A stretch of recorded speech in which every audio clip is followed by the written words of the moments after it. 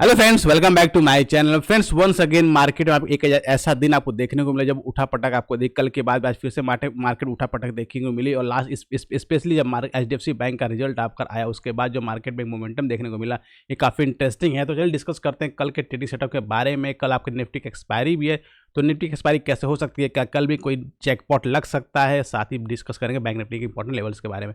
सबसे पहले डिस्कस करते हैं हम बैंक निफ्टी के बारे में, बैंक ट्रेड प्लान कैसे बनाएंगे। अगर आपको ध्यान हो कल का जो एनालिसिस वीडियो में शेयर किया हुआ था कि लॉन्ग के बारे में हमको प्लान नहीं करना।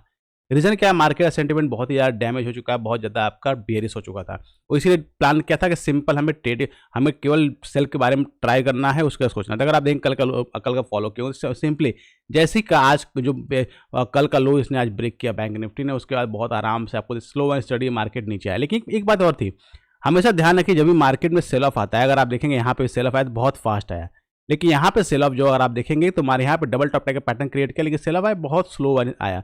अब इस स्लो सेल ऑफ आने की वजह से जो ऑप्शंस के प्रीमियम है उसमें ज़्यादा आपको जो उतना आपको चेंजिंग देखने को नहीं मिला। लेकिन क्योंकि अगर फास्ट आता तो चेंजिंग था। सेकंड थिंग क्या था कि जब मार्केट हमेशा क्योंकि इंपॉर्टेंट लेवल था, इंपॉर्टेंट लेवल पे सेल ऑफ हमेशा फास्ट होता है, लेकिन यहाँ पे बहुत स्लो एंड स्टडी था, इसलिए एक कंसर्न था कि एक रिकवरी भी कर सकता है। सेम वैसा ही हुआ। मार्केट हो सकता है मार्केट एचडीएफसी बैंक का रिजल्ट का वेट भी कर रहा हो, जैसे रिजल्ट आपका अनाउंस हो उसके बाद रिजल्ट उसके अच्छे आए तो फिर उसका सेंटीमेंट जो है पूरी तरीके से अच्छा चला गया ना। आपका लेकिन इंपॉर्टेंट क्या देखिए, इंपॉर्टेंट है क्योंकि इंपॉर्टेंट लेवल से मल्टीपल टाइम टेस्ट हो चुका है, लेकिन वापस से ये एक रेंज में आ चुका है। फिर से रेंज जो हम डिस्कस करते वापस ये रेंज में ही आ चुका है। अब रेंज में आने की वजह से, क्योंकि अगर आप विक्स आप देखेंगे, विक्स आपका अब आज तो कूल ऑफ हुआ थोड़ा सा विक्स, लेकिन वॉलेटिलिटी आपकी इंक्रीज होगी क्योंकि आपका बजट सेशन आपके पास सामने ही आपके उपलब्ध है। तो उसकी वजह से क्या अभी जो ऑप्शन सेलर्स उनके लिए बहुत अच्छा अपॉर्चुनिटी अवेलेबल है अपर साइड लोअर साइड में, क्योंकि अभी निफ्टी जो बैंक निफ्टी जो मिडिल में आपका ट्रेड कर रहा है, दैट मीन्स अच्छे से इसको प्रीमियम को ईट करने के लिए ट्राई करने वाले हैं।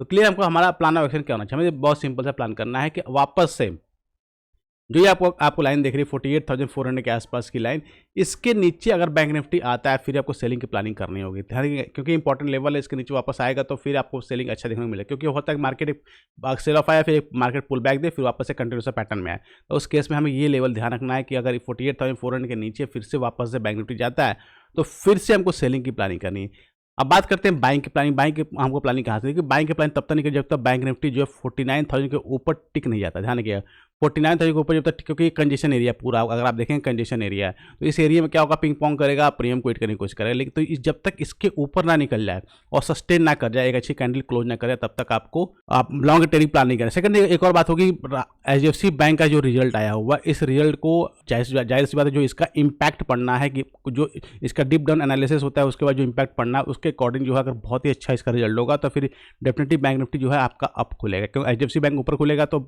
सिंगल हैंडली बैंक निफ्टी को ऊपर लेकर जाएगा। उस केस में गैप अप ओपन होने चांसेस रहेंगे और फिर वहाँ से फिर से वापस जो ये रेजिस्टेंस का एरिया है कि 49,200 लेकर ये जो एरिया पूरा एक कंजेशन का और रेजिस्टेंस का एरिया है, यहाँ से आपको सेल ऑफ देखने को मिल सकता है अगर यहाँ पे अगर होल्ड करता है। अदरवाइज इसके ऊपर निकल गया तो फिर से वापस ये जो भी लेटेस्ट हाई लगाया है बैंक निफ्टी ने यहाँ तक टच कर सकता है। तो इस केस में बहुत ही सिंपल रखना है आपको प्लान कि इसके पहले आपको लॉन्ग नहीं करना, 49,000 को पहले आपको लॉन्ग नहीं करना है। इस एरिया में अगर मार्केट सस्टेन करता है और ब्रेकआउट करता है तब आपको लॉन्ग के बारे में सोचना है। अदरवाइज इस एरिया में वापस जाकर अगर रेजिस्टेंस को हिट करता है और कोई नेगेटिव कैंडल बनाता है, फिर आप यहाँ पे शॉर्ट की प्लानिंग कर सकते हैं। टारगेट आपका फर्स्ट टारगेट यहाँ तक, सेकंड टारगेट आप इसके नीचे हो सकता है और फर्दर इसके नीचे फिर बड़ा टारगेट आपको देखने को मिल सकता है। तो इसको आपको माइंड में जरूर रखना चाहिए। नहीं, अब बात करते हैं निफ्टी के बारे में, क्योंकि कल निफ्टी का वीकली एक्सपायरी है, क्योंकि अब बैंक निफ्टी की वीकली एक्सपायरी खत्म होने के बाद बैंक निफ्टी में सारा फोकस हो जाएगा। आप देखें निफ्टी जो इंपॉर्टेंट पॉइंट्स है वापस से, अगर आप देखें निफ्टी वापस से टॉप आपका है 24,423 का टॉप हो गया और 23,000 का आपका लो हो गया। दैट मीन्स क्या होगा, ये 500 पॉइंट्स का रेंज हो गया ऑलमोस्ट निफ्टी का। तो ऑप्शन सेलर्स के बाद they are very very in good position कि दोनों को कॉल और पुट को शॉर्ट करके आराम से बैठे और प्रीमियम को हिट करते हैं, क्योंकि एक्सपायरी होने वाले तो उसको उनके लिए अच्छा अपॉर्चुनिटी है, क्योंकि बहुत अच्छी लेवल पर आपका निफ्टी है। लेकिन ऑप्शन बायर क्या करें, ऑप्शन बायर करना क्या है, बहुत सिंपल उनके लिए। अगर आप देखेंगे ये दो इंपॉर्टेंट लेवल्स है 23,120 का लेवल, क्योंकि अगर आप देखेंगे ये आपका एक डबल बॉटम का पैटर्न क्रिएट किया हुआ है, इसके ऊपर सस्टेन किया हुआ है। तो अगर वापस से यहाँ पे आपको निफ्टी मिलता है, क्योंकि अगर सपोज कि मार्केट इसके आसपास ओपन होता है वापस से आता है और यहाँ पे एक पॉजिटिव कैंडल बनाता है, देन आप लॉन्ग का ट्रेड इनिशिएट कर सकते हैं। टारगेट आपका 23,280 तक का पहला टारगेट, सेकंड टारगेट आपका 23,420 तक 400 तक का, क्योंकि स्कैल्प का ही आपको पूरा सेटअप बनने वाला है, क्योंकि मार्केट आपका एक्सपायरी है तो उसमें इस तरह मोमेंट आपको देखने को मिलने वाले हैं। सेकंड थिंग, सेलिंग की बात करनी है तो वापस से सेलिंग अगर आप देखेंगे तो जो इसके नीचे 23,000 के नीचे जाना जाएगा तभी आप सेलिंग करें, और फिर यहाँ पे इसके नीचे आप एग्रेसिव सेलिंग की प्लानिंग कर सकते हैं क्योंकि इसका फिर बड़ा फॉल आपको लिए वेट कर रहा है।